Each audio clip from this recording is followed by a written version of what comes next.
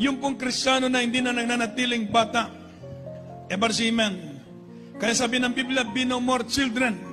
Ibig sabihin, huwag na tayong manatiling bata sa paglilingkod sa Diyos. Huwag na tayong manatiling baby sa paglilingkod sa Diyos. Kinakailangan mag-mature na tayo sa spiritual. Everybody say, praise the Lord. Amen. Kaya sabi po ng banal na kasulatan, now secure spiritual maturity by putting a childish things. Everybody say amen.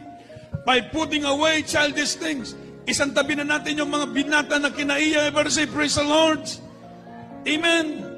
By put away childish things. Yung mga childish things ba, yung mga pagnabing childish things, mga minamahal, yung pambata na kinaiya. Pero pag tayo po ay naglilingkod na sa mahal na Panginoon at bumilang na tayo ng taon sa paglilingkod sa Diyos, kinakailangan isang tabi na natin yung mga childish things. Everybody say amen. Childish things yung maya-maya sinire-rebuke, maya-maya nagpapasaway. Mga childish things yun. Everybody say praise the Lord. Daling manlood. Everybody say amen.